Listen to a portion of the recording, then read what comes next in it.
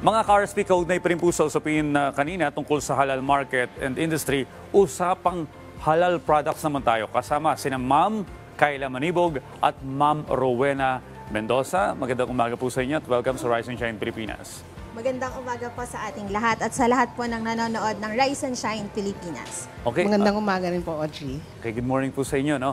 Ma'am Rowena, ano po ba yung ibig sabihin ng halal at bakit po ito mahalaga sa mga produkto? Ang halal, ibig po sabihin nito ay yung mga products na naayon sa ating Panginoon. Parang it's acceptable by God. So wala po itong mga impurities, even how it is prepared, processed, and manufactured. Dapat po wala pong impurities sa mga paggawa ng mga produktong ganito po. Alright, Ma'am Rowena, ano po yung mga programa at initiatives na isinasagawa ng DTI para mas mapalawak pa ang halal industry sa ating bansa? Ang CITEM po, yung Center for International Trade Expositions and Missions, ang mandato po namin ay isulong ang mga produktong Pilipino. At isa po dito sa mga prioridad ay yung mga halal products nga po. So ang mga initiatives po namin dito ay pag-organize o pag-implement ng mga trade fairs na ang aming mga dinadala na mga feature ng mga exporters are specifically din po ang prioridad ay mga halal certified companies or yung products nila. Katulad po ng parating na po namin, IFEX Philippines, the International Food Exhibition, Philippines sa May 10 to 12, dito po sa World Trade Center. So kasama po dito namin ang halal na mga products, ma-feature po natin dito. And of course, meron po kami ngayon ongoing sa Gulf Food, sa Dubai. So yung doon nagdala po kami doon mga 25 companies. So yun po yung mga initiatives namin na pinopromote natin ang mga companies from the Philippines. Alright, kay Ma'am Kayla na naman. Ma'am Kayla, ano po ba, nabanggit ninyo yung halal products, ano po yung mga pinaka-common na halimbawa ng halal products at paano malalaman kung ang isang produkto ay halal certified? Ang pinaka-common po na halal products ay syempre yung mga pork-free products, mga gulay, prutas na hindi po ginagamitan ng kahit anong fertilizer or chemical sa pagpapagrow po nito. And nalalaman natin na ang isang produkto ay halal sa pamamagitan ng packaging. Sa isang packaging ng isang product, meron po diyang halal certified na nakatatak. So ito yung mga guidelines ng mga kapatid nating Muslim para masabi po na ito ay isang halal certified product. Okay, pakilala mo, Ma'am Kayla, itong mga halal products na nasa harapan natin ngayon.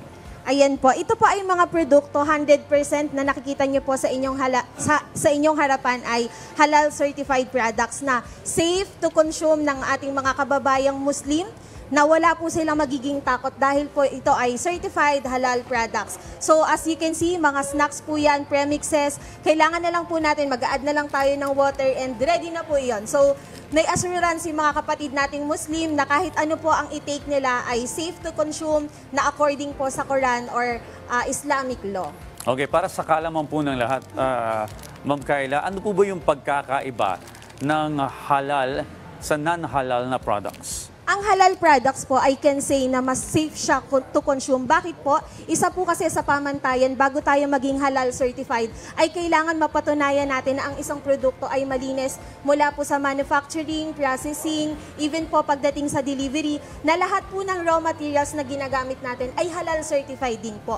Maging sa mga gamit na ginagamit like machines and equipments, it is clean according to the Quran or Islamic law. So, mas malinis siya compared dun sa mga non-halal foods. And of course, mas healthy din. Bakit? Dahil po hindi natin to ginagamitan ng mga chemical preservatives like yung mga MSG, yan, yung mga pagkain, ulam, wala pong halong MSG, yung mga halal certified products. Pero Ma'am Kayla, kasi bilang Pilipino, alam na natin yung lasa ng ube champurado, kagaya nito, chocolate champurado, 3-in-1 coffee.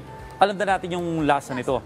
May difference ba yung lasa ng pangkaraniwan na nabibili natin sa market na kalintulad na produkto sa halal products? Sa halal products po kasi mas mataas yung standards, like sa quality, cleanliness. So the more na mas mataas ang standard, the more na mas alam natin na mas okay po yung lasa. So since wala tayong chemical added, mas natural and mas flavorful yung nagiging lasa ng mga products na inahain natin na halal certified products po. Alright, balikan po natin ang DTI kay Ma'am Rowena. No, ano po ba yung mga kahalagahan at benepisyo ng pag-o-offer ng mga halal products at pagsali ng bansa sa mga overseas trade fairs? Ang mahalaga po dito, yung pagka-halal certified ka, yun yung mga acceptable sa merkado na gusto mong puntahan. So yung ating mga entrepreneurs, talaga pong may ano po sila kakayanan, kapasidad, at saka po yung naisusulong po natin ang ating mga produkto dito sa ibang bansa. Lalo na ang hinahanap ngayon ng maraming mga trade buyers natin abroad are yung mga halal certified products. Pero Ma'am Rowena, para po dun sa mga nagdenegosyo po, no, ano po ba yung pamantayan na dapat sundin ng mga kumpanya na gustong gumawa o magbenta nitong mga halal products? Una-una po dapat certified sila. So dapat po silang pumunta sa isang certifying agency. Marami po namang maibibigay o nandito sa Pilipinas na pwede nilang puntahan. At sila po yung kailangan sumunod sa proseso ng mga certifiers. And after that po, kasi sa DTI naman po, ang aming mga pamantayan o yung mga requirements namin ay siyempre yung aming mga basic requirements para po makapag abroad, makapagpadala kayo ng mga produkto sa ano. Depende po sa yung mga companies o depende po doon sa country na pupuntahan nila po. Kanina nabanggit na mataas yung standard sa pagpoproduce ng ganitong klase ng produkto. Pero ma'am, yung mga Pilipinong curious at gusto pang makaalam patungkol sa mga halal products na available sa ating bansa, paano ba nila malalaman? Meron pong listahan because hindi lahat po ng mga products na makikita natin sa merkado are certified. Makikita nila doon sa mga mga labels na nakalagay po dyan na halal certified.